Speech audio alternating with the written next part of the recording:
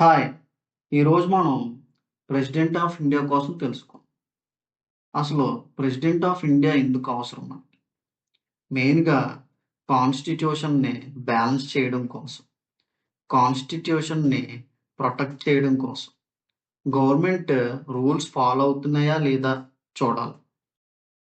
Emergency సిట్యుయేషన్స్‌ని handle చేయాలి. But important point ఏంటంటే ఇండియా ప్రెసిడెన్షియల్ సిస్టమ్ కాదు. Parliamentary system. అందుకే president mostly PM, council of ministers advice ప్రకారం యాక్ట్ చేయాలి. ఆర్టికల్ 74 ప్రకారం president must act on aid and advice of council of ministers. President of India క్యాండిడేట్‌గా nominate అవ్వడానికి కావాల్సిన eligibilities చూద్దాం. ఇండియన్ సిటిజన్ అయ్యుండాలి. Minimum age 35 years. Lok Sabha member అవ్వడానికి కావాల్సిన ఎలిజిబిలిటీస్ ఉండాలి. క్రిమినల్ రికార్డ్స్ ఉండకూడదు. Government office of profit hold చేయకూడదు. మీనింగ్ గవర్నమెంట్ జాబ్స్‌లో యాక్టివ్‌గా ఉండకూడదు.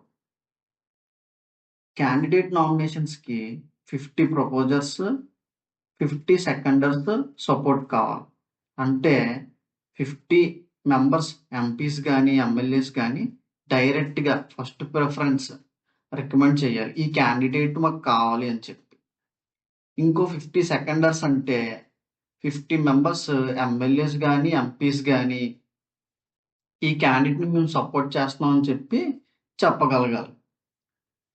దీని తర్వాత సెక్యూరిటీ డిపాజిట్ 15,000 చెయ్యాలి.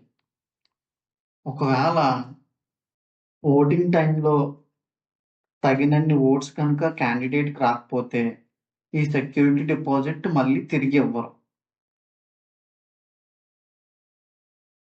ఇంపార్టెంట్ పాయింట్ ఏంటంటే ప్రెసిడెంట్ న్యూట్రల్ కాన్స్టిట్యూషనల్ పోస్ట్ కాబట్టి యూజువల్లీ సీనియర్ పొలిటీషియన్స్‌ని గాని, governors, lawyers, administrators, tribal community representatives లేదా ఎక్స్‌పీరియన్స్‌డ్ పబ్లిక్ ఫిగర్స్‌ని నామినేట్ చేస్తారు.